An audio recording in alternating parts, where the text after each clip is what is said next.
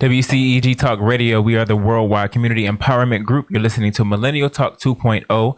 I'm Kyle Andrew, and you can like us on Facebook, follow us on Twitter, follow us on Instagram at WCEG_talk_radio. And if you want to join our conversation, call 1-678-619-1402. I'm here with Miss Dorothy. I'm very, very excited about this show. So when you came to Atlanta, you did some work with then Mayor Maynard Jackson. And you built some rapport with him and had a great relationship with him.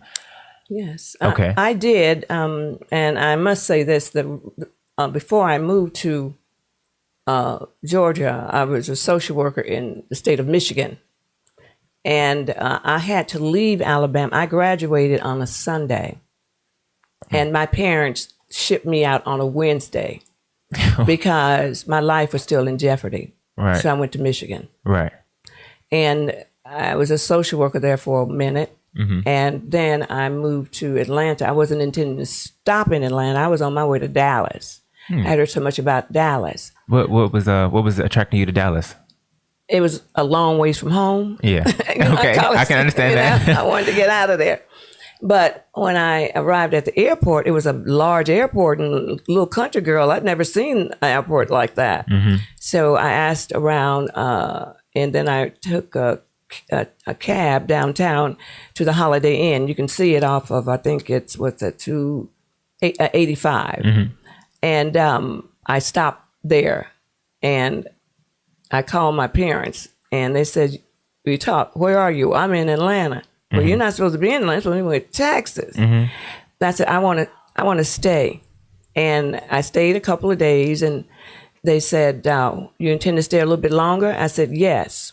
But I wanted to know where the Black people lived in Atlanta. Mm-hmm. So I went to Peachtree Street, and there was a large Rich's, I believe, there, and the library wasn't too far. Mm-hmm. And they said they all lived near Hunter Street. That was Hunter Street before it became Martin Luther King. Oh, okay. And the AU Center. And so the college students were over there, and I'm a newly graduated person, so that fit the bill. Right. And there was Pascal's Motor Hotel. And I needed to move there. So I called my parents. They came up and talked to the Pascal brothers and said that they would pay for me to live in the motel, but the Pascals would have to look after me. Mm-hmm. Now, that's some Pascal history that his own grandchildren or sons, they don't even know about. Mm-hmm. And so I liked there because they had a little nightclub there called the Birdcage. Okay. So I'm grown, I can go and drink me a little wine or something. Stepping out and doing the thing. Right. And so they looked after me, and Pascal's Motor Hotel, a restaurant, and that's where the movers and shakers of the Black community all congregated. Mm-hmm.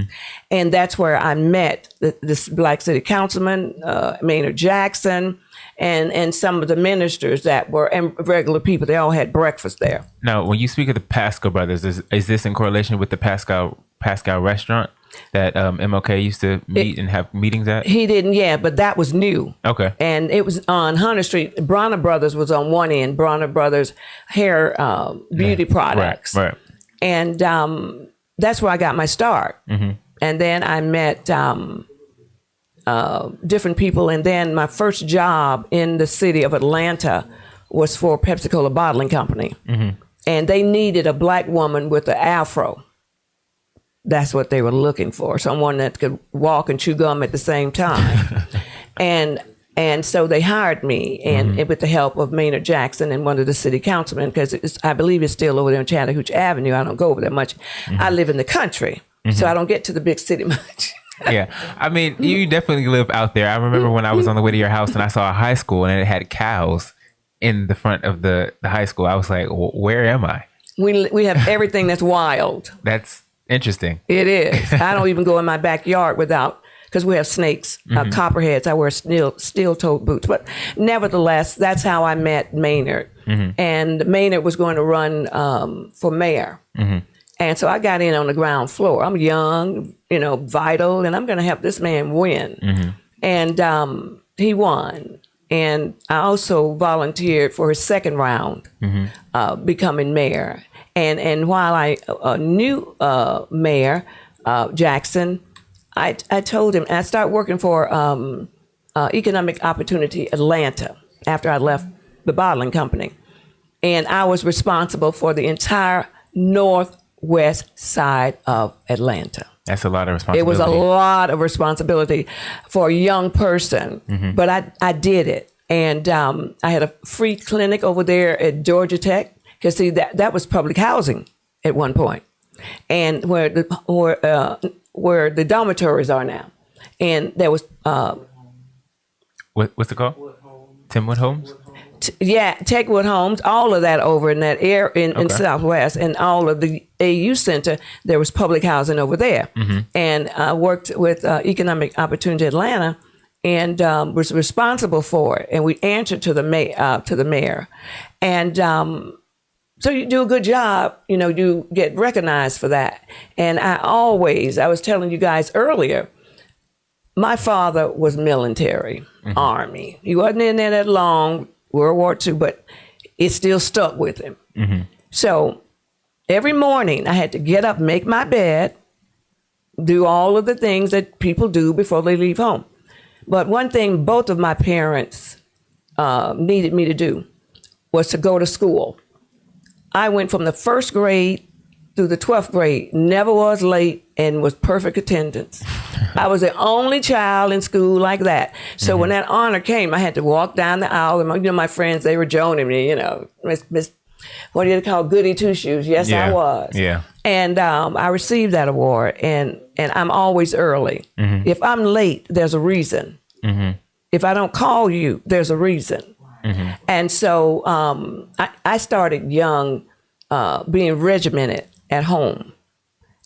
And I pride myself in that, because you must be responsible or you're going to be irresponsible. Okay. And that can get you in a lot of trouble. Okay. And that's how I met Maynard. And my son also knew Maynard. And one of the good things why I'm glad that I moved to Atlanta, because it was the Mecca, as they call it, was getting started. The Black Mecca. Right. And I brought my son along because in Montgomery, he was either going to be no education or whatever in Montgomery. He wasn't going to learn anything. This Atlanta was becoming an international city. And I saw that. And but I didn't tell you how I got to come to this studio. I used to be a teenager. Saturday mornings, teenagers would come in and talk on radio. And there were also people who would give you rides to wherever you needed to go. And there was one guy said he was coming to Atlanta. Did you have to pay these people? No, that was after. Now, I had come and I had gone back home for a while. But all I had was $20. Okay. Remember, I had $20 and a suitcase. And a kid. And I came back. Okay. And I didn't leave again until the late 1990s. When I see what I vision for myself, it's good. And I didn't want my son, I wanted him to be a part of the international city. And he is. And he knew Maynard Jackson. And Andrew Young. I wasn't really a good friend of Andrew Young's. I knew nothing about Jesse Jackson. But I knew of him, but I didn't know him. I was never in his company. And so for me, coming to Atlanta proper, the city, was very important to me. Okay. Yes. Okay. So let's switch gears now. Okay. Now, you've said that you've worked in politics. You ran in 2000 for mayor. And you already told us how that experience was. We're coming up on the election year. And I know politics is something that you're very, very passionate about. You said that you, Mike Bloomberg, I see that he pulled out. You were very, very excited about him in the beginning. But now we have about 20 other Democratic candidates, and I don't even know who to pay attention to. So what are you thinking? Where is your mind at this point? Well, one thing I'm glad to see Democrats come out and have their voice, because there are a lot of leaders in the Democratic Party and as in the Republican Party, the Green Party, whatever party they come up with, the Independent Party. But I'm a Democrat. My father and I went, the first thing, we were sitting around the dinner table. I think it was 6 chairs, two there. And my dad and I would always, my mom would let me sit there. And we discussed the difference between Republicans and the Democrats. Because at one point, years ago, the Republicans, older ones, were part of the Democratic Party. But then blacks started to get into the Democratic Party, and they switched over to the Republican Party and took all of their racism with them. Okay? So speaking of all the candidates, I frankly, I'm part of the baby boomer generation. Right. But we're still sharp. We're sharp. But I also feel we need some young blood in there. And I know that Biden is older than I am, but he's still sharp. Yeah. I believe he's 76. 76, yes, that's correct. And but he needs a partner. If I'm looking at him because of his experience and the kind of man that he is, the kind of family he has. And so I'm looking at everybody.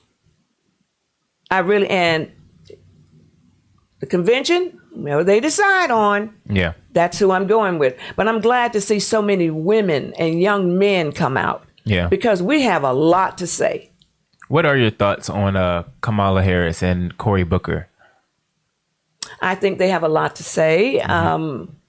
Kamala is a very learned woman. She could be on the ticket. Because part of the problem here in the United States, not in the little cities maybe, women have a tendency not to vote for women. Because I don't know what their reason is. Because they're a woman. It doesn't matter. Make yourself look at this woman and see what she has to offer. And not just vote for her because she is. Kamala has a lot to offer. Cory Booker, the Hispanic guy from Texas, he has a lot to offer. Is it Castro? Yeah, yes, thank you. He has a lot to offer. All of them have a lot to offer. The guy that's the mayor of the city that is a homosexual. He is married. Buttigieg, yes. Yeah. He has a lot to say. So what we're going to have to do is to see where all these people, their thoughts, and back the person that's going to be the best candidate. Because we've got to get this person out. Because this person is an authoritarian man. I saw a picture yesterday where he had the cadets around him and he was sitting in the middle and all of the cadets were like he's a king. We have no kings in the United States. Yeah, we don't roll like that. That's why I was willing to give my life. Right. But I knew, because George Wallace was governor during my day. George Wallace was like Trump, but a bullet stopped him. So, and he hurt for the rest of his life. And his daughter was not like him. I met her when we went to Selma. She was there, his daughter. George Wallace's daughter? Yes, but she's totally on the opposite of her father. Well, how was that conversation? It was nice because I told her that my mother, who was a nurse in Montgomery, tried to get her father's case, but they wanted a strong black man. Now, isn't that interesting? He had a male black nurse until he died. But out there standing in front of that schoolhouse door, segregation now, segregation forever. He meant that. Yeah. And Trump has taken it to another level. I mean, a level that we probably might have needed. Now the need is over. We got to get rid of this man. 4 more years of what's going on now is going to put this entire world in jeopardy. Yeah. You aren't friends to the Russians. You aren't friends to North Korea. Fall back in love with your wife. Right. Leave that alone. Yeah. So in terms of politics, I am I'm interested in that. Even though I live in a small town and I've been there for 10 years, I had to weigh whether or not I'm going to get active because my country town where I live is just like the city of Montgomery. Black still report to white folk. Yeah, I was there, and it looks very much like it Montgomery. is. Yeah. And I've even in the last election, one of the women that is a representative from the county where I live, I was talking to her, and I'm little bit older, so I looked in her eyes deeply when she was speaking to me. And she didn't like what I said. And I said, I have the freedom to tell you, what have you done for this agent, for this area? I don't see anything you've done. I don't see nothing. This is the mayor? No, it's a representative in the county. Okay. I'm not going to name her name. Yeah. But I also told her, I said, all you have on here is religion. That's all well and good. But everybody in this county is not Christian. Well, I see the headdress. I see that. So what about that? She had no answer. So I look at her like I looked at Stacey Abrams. Stacey Abrams is at the point where she doesn't know what she wants to do. That's kind of wishy-washy. Yeah, she just announced that she's not going to be running for Senate. Well, she didn't. See, stay where you are. Yeah. You're not ready right now to run for president. Well, here's my thing. I think she's going to run with Biden. That's what I think. I didn't hear anything about that. Because I know they had a meeting. To run for second place. I think that's Really? what the comment that I heard after her meeting. Okay. Well, I haven't kept up with her, but I wouldn't even entertain that thought. I would, some of the other women there, Kamala, who's some more? Sanders? I wasn't for Sanders the last time, and I'm not for Sanders now. Okay. I didn't trust Sanders. Okay? Because when you hear... Oh, or Elizabeth Warren, yeah. Okay. When I hear Trump saying, I can work with this man, he's either lying or he's telling the truth. Right. And I don't think the truth is in him. Right. But he would rather someone like that. Because, see, when I looked at Barney, Barney wanted some money. That's how I feel about it. Now he has some money. So he's not part of all of this. You know, he's invested, he's done this, and he received name recognition when he became a presidential candidate. Now, I had some friends that Barney, and I'm saying, no, not me. And I think they were disillusioned by Barney, and I don't think they're going to vote for him so he could be president of the United States. He and Trump, in my humble opinion, they have something. There's a connect there. And if Trump is connected with it, nah, you're not my person. Can you talk about the importance of getting out and voting, even in your local elections? Because we saw what happened with Stacey, and she completely had the carpet taken out from under her feet. So just because you said you wanted to speak to millennials specifically, so I'm going to let you take the floor. Okay, because my day has gone, Right. but it's still hanging around. Let me tell you something. Millennials, your grandmother, if you're fortunate enough to have a great grandma, these people like myself couldn't vote. You need to get out there and vote. Voting is important. And if you have a runoff, go to that. Vote there. Just don't stop in your locals if you need to have a runoff, because that's what we fought and died for. That's why I went to jail. Yeah. My mugshot, you can see it. I went to jail for the right to get the vote. Johnson didn't sign that bill because he didn't want folks to vote. He wanted people to vote. Well, for some people, it's not important. It is the most crucial deed that a citizen can do in the country where they live. Well, what do you say to the people who say, because I've had people tell me this, that their vote doesn't matter, so they just decide not to go? You know, you see, you can do something with ignorance. Yeah. You might be able to challenge it, but dumb, you can't do nothing about that. Absolutely. Just dumb. Right. You know, and I'm of the opinion that you are flying on our backs to drive that new BMW, to live in that $2,000, $3,000 condo, to wear all those name brand shoes, pocketbooks, $500, and you take it out the store, it's worthless.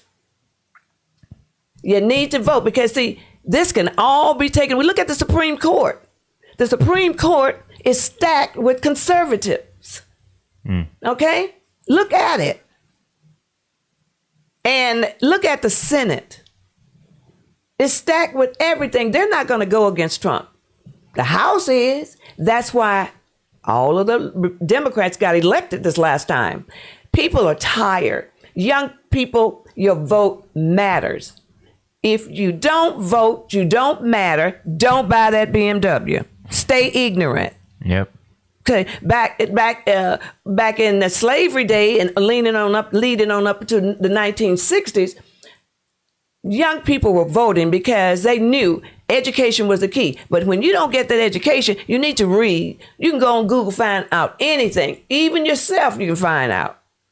Don't let this election be taken away from dumbness and ignorance. And that's what it is. I hope I'm not insulting anybody, but where I'm sitting, a person who's almost been killed several times, I was willing to give up my life for the vote. I went to jail for the vote. I was kicked out of school for the vote. Of course, I was going to finish in 4 years, but I finished in 2. I mean 3. No, I was going to finish in 3 years, but I finished in 4. Okay.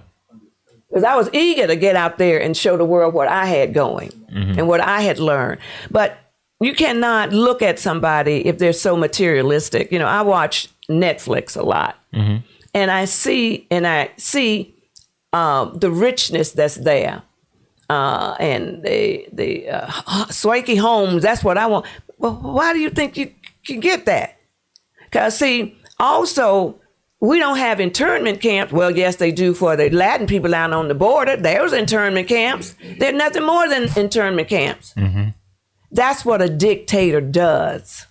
Trump is a dictator person. He came from that. I've studied Trump and his family and how they work with the Nazis.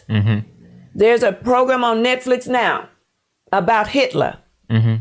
Look at that if you can see Netflix. Just go Google. Right. I mean, who wants to be in an internment camp, a baby, to be away from their mother, a child who needs his parent, a baby that's crying? Those are internment camps. Yeah. That's what they did to the Japanese. But they gave them reparation.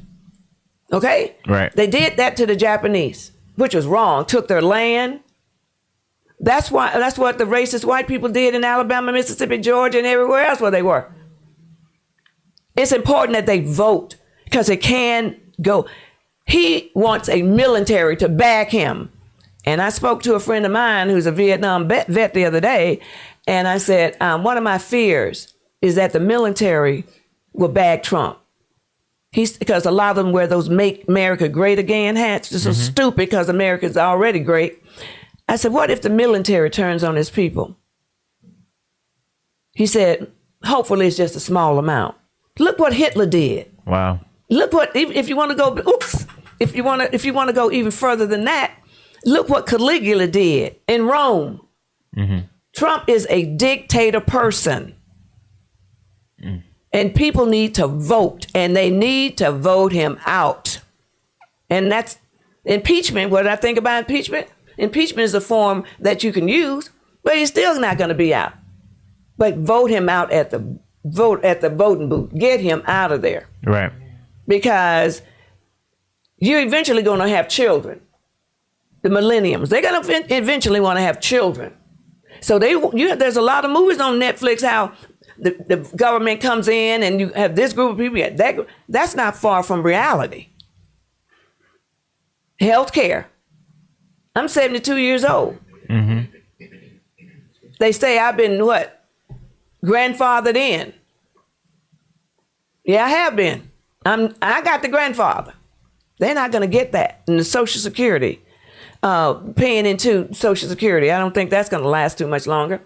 But voting, I guess you see the fire and fury in me. Yeah, I'm fire and fury about the vote. I mean, like I said, I told you all, she's very, very passionate about that. And I feel it, it's getting hot. And see, that's how, no, I'm not going to cut you up. And that's the meetings that we had when I was a member of SNCC. We would have meetings and we would go and talk to people about getting out the vote.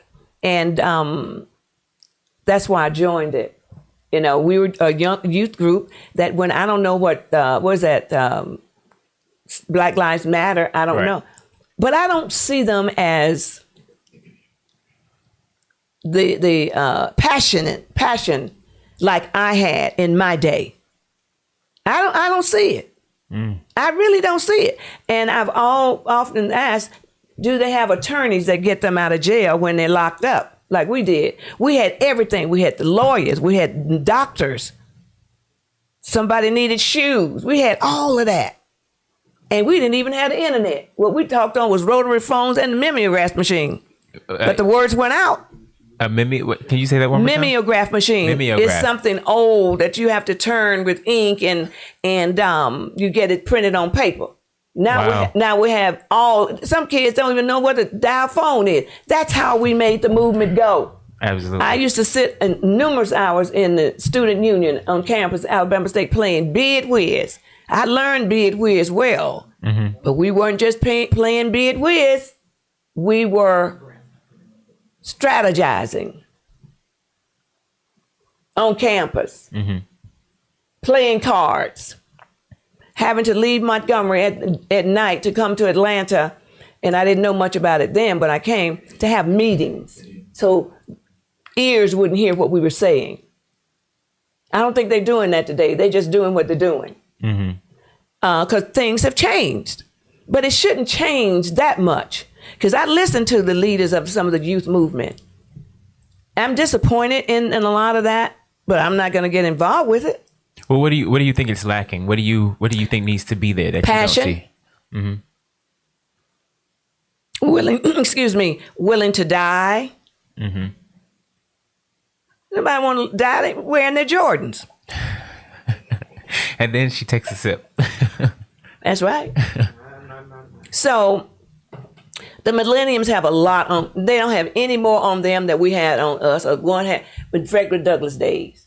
My grandmother, but it's just modern, and that's why I would love to be involved with the millenniums. That's why I'm glad that I'm able to be here with you and this young lady. Not counting the millennials to my right, but I think it's the passion. This is a grandmother, great grandmother with white hair. What does she know? Because if you don't know your history, you're doomed to repeat it. I see it. It's a repeat situation. So if they have all of these categories locked down, you get arrested. Your lawyer come get you out. You don't have any shoes. You pay. You have nowhere to stay. I don't see that. I just don't. And just because it's a new doesn't mean anything. But the cell phone that they have, they can send it all over the world. Like I said, we have nothing but a phone and a mimeograph machine in our feet. But they have all of this at their disposal. So if it's not that important, don't vote. Get Trump. All right. And on that note, we're going to take another quick break. You're listening to Millennial Talk 2.0 on WCEG Talk Radio. We'll be right back.